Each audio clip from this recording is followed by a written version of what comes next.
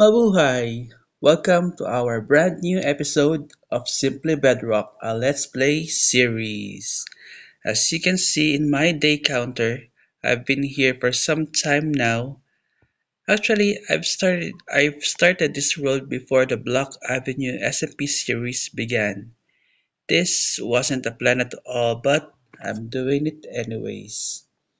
I got encouraged to do this series because of some reasons, and some of those is that there are things that I miss playing in a single-player survival world like this, such as the texture, pure vanilla pack, and creating villager profession houses.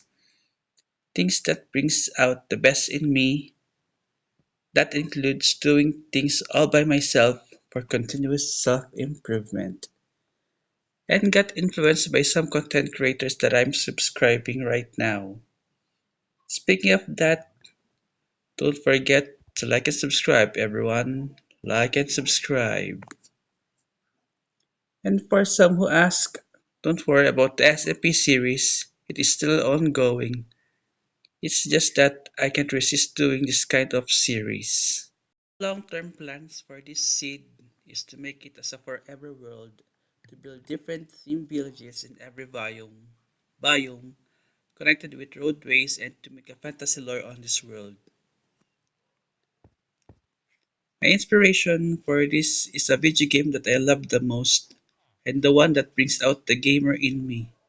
The name of the game is Suikoden 2. It is a role-playing game that was released in 1998 by Konami. But I won't discuss much of it, but feel free to search for it, and it is a game for all ages. And back to this world seat, I found this little village near my spawn which is over there to the east. One look at it and I already envisioned my builds for this location. The royal capital city of an unnamed kingdom, in which I'd like to build a castle over there that mountain, which is exactly the center of this medium-sized spawn island. This will be the location of most of our farms in industrial farms such as the iron farm over there, villager breeder over there, and the enchanting tower over there, which I planned beforehand. If you look at the crops, I started planting some crops to feed the cows over there for breeding and doing some massacre later on. I just need, letters for the enchanting table enchantment setup. And this is the smallest village I've seen since I started playing Minecraft. There are only 3 villagers to be exact, and I enclosed 2 of them there and one over that church over there. This used to be a smithing villager house that I turned into my little storage house or shack. And oh, I closed myself. And look, it is freshly new for the past 11 days. I moved the bed from this house to that house, engaging 2 villagers, and this is the iron golem. I was thinking if I'm going to kill this one or keep it there. I also have some ships here for, a wool farm, and over here.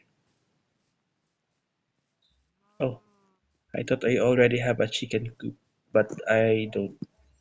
The world spawn is far over there to the east, and that is the west, so that is north and east. In here, I'm going to plan my little mine shaft. I've, I've been envisioning things for the past days, and I already laid out some plans for this. And I hope I can continue doing those plans, last minute Last minute changes might work, but I don't have an area on which to where to put my starter house. I'm going to use that part as my tree farm, manual tree farm to be exact, because I don't have the materials just yet. But I'm planting different kinds of saplings over there. And I will cover the entirety of this island that I will show you later when when the morning comes. I hate the night and I'll see you later.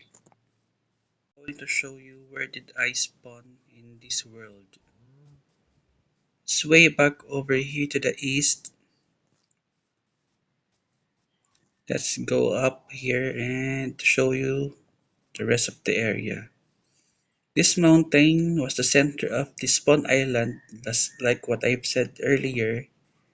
And to show you how beautiful the spawn island it is. Look, I guess it is a medium-sized spawn island, or whether large, I don't know. And look, I'm planning to build a castle over here at the top of this mountain, and I will carve out beneath it as my storage, I guess, or dungeon like that. If you see there's a crafting table that I put placed on, because I was planning to make that place the iron farm that I used to do. But I've changed my mind and changed the place over there to the farm.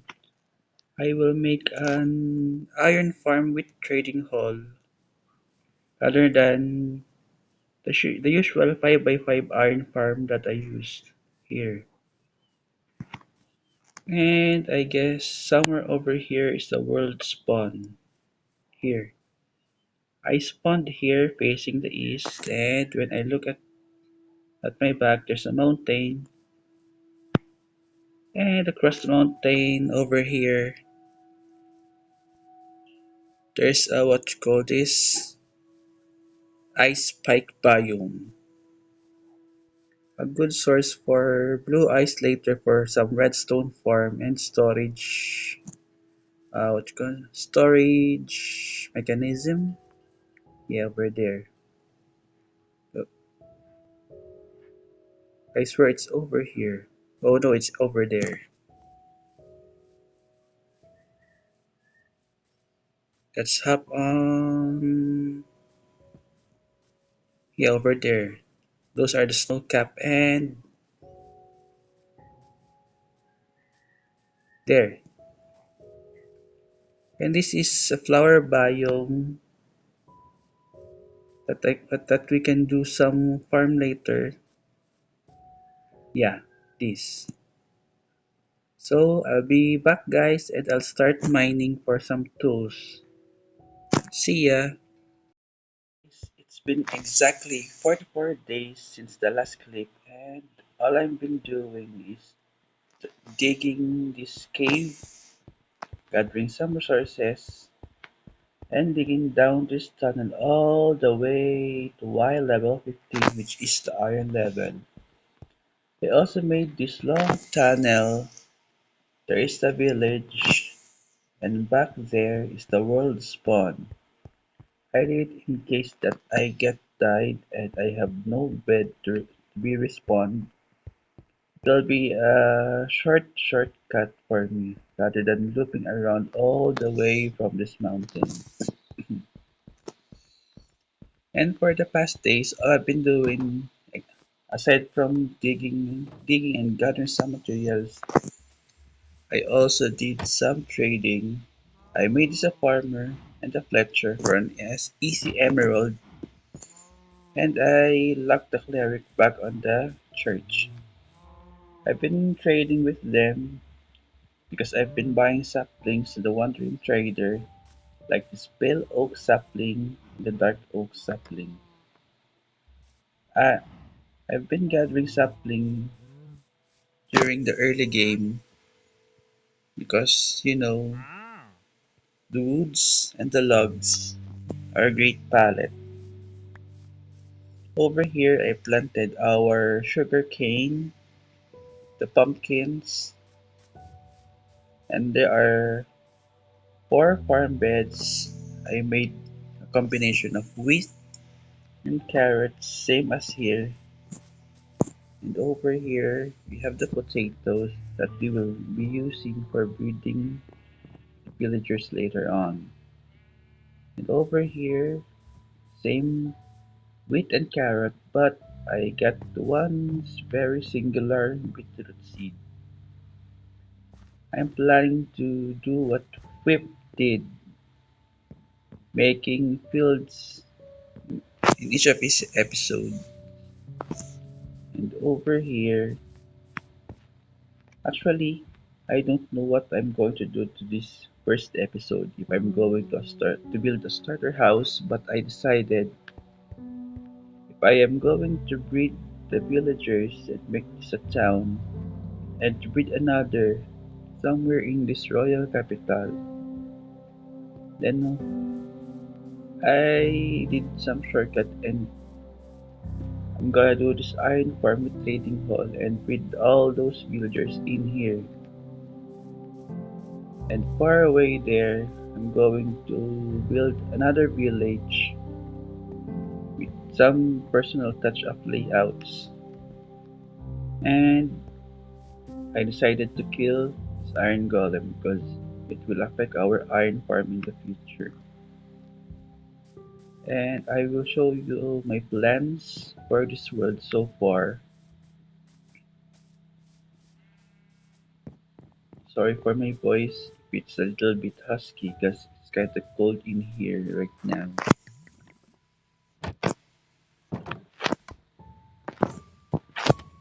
There's the cleric. I lock him to gather some redstones so I don't have to go mining deep when I need some. Here. This is the cleric's bed but I'm using it. I will show you something guys. This is my plan for this world. You can post the video if you want to. My plan was village per biome plan. Here at Spawn, we're going to build a royal capital city out of medieval style. And if we happen to find a taiga village, we're going to do that and rebuild that as a Viking style village on, on top of a cherry biome or any cherry biome. I'm going to build a Japanese style village and import some villagers on there. On a birch forest, I will build a Mediterranean style village. On the desert is a Middle Eastern style village. Jungle for a tribal theme village. Savannah for a Chinese style village. On the dark oak forest, we're going to build a Gothic style village. And near and if you find a very rare pale garden, I'm going to build a ruins theme village. That that are those are the plans for now. And if I have some changes, I'm gonna let you know. I've been using this tower as my surveillance tower and to show you how fresh is my account. I've gained so many advancements or achievements here on Bedrock, like this archer, kill a creeper with a bow and arrows, the Hugler, acquire or spend 30 emeralds by trading with the villager. It's a sign, craft and place an oak sign. And these are some of the achievements that I haven't unlocked, such as delicious fish, catch and cook a fish, pork chop, which is ongoing, cook and eat a pork chop, iron belly, stop starvation using a rotten flesh. This one, iron belly, I haven't tried since I started playing Minecraft.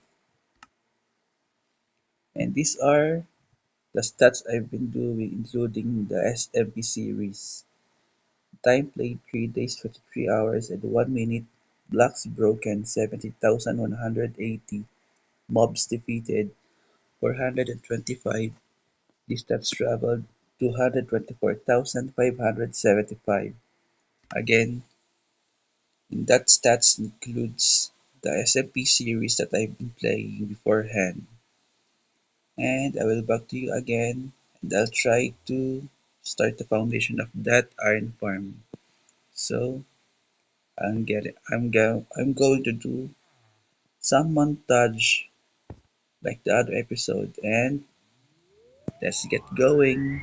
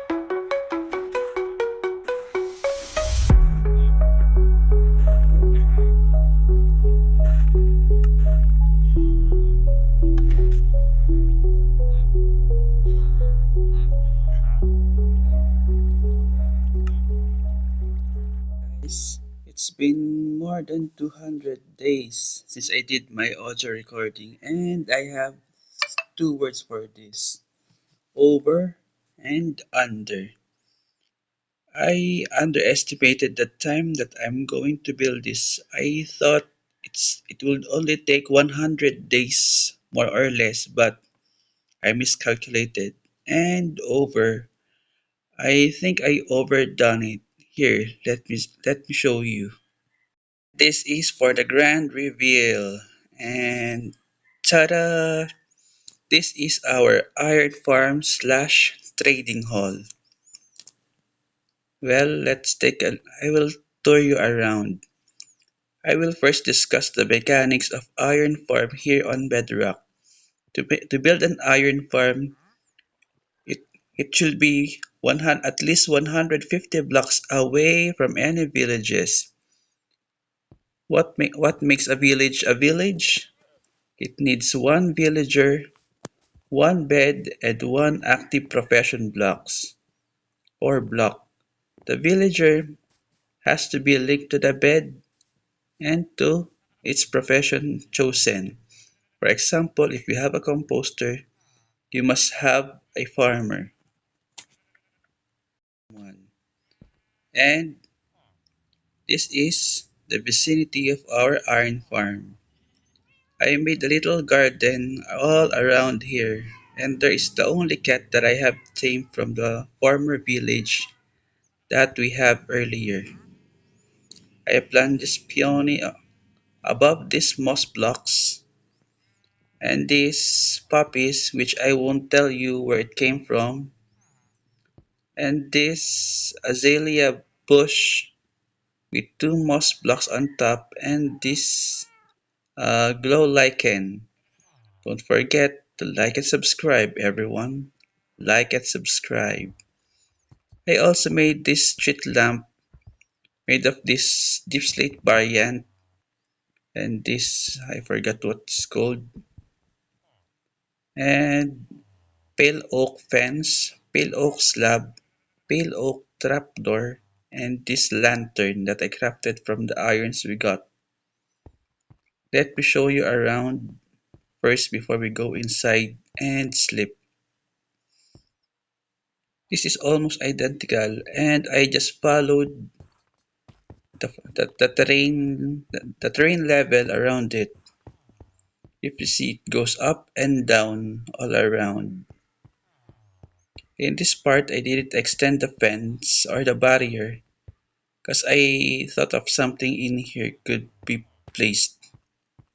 Same as here, here, and if you'll see, I placed some glow lichens in here for to avoid some mob spawning, I mean. And this is still open. I might build something that goes over there. Same goes to here. That is our former village. And if you could remember, one farm bed and a villager house in here from the last clip was gone. I removed it to give way for my terraforming. And that is the surroundings of our iron farm. And this is our iron farm trading hall interior. We have two pletchers to greet us, like a bodyguards or security guards, and we have a total of 40 villagers in here. Well, reason for that, for one golem to spawn here on Minecraft Bedrock, you must have 10 active beds out of 20 and 10 villagers with their profession blocks. And if we have 20 beds, 20 villagers, 20 profession blocks, which are all active, will spawn 2 golems, 30 for 3 and 40 for 4. But it won't speed the spawning process, it just give you the quantity of the golem. If you can hear, we have a zombie here that I'm gonna use for zombification process. But in Java, you need a zombie to make all the villagers sleep to spawn a golem. And we're on Bedrock, so the mechanics are quite very different.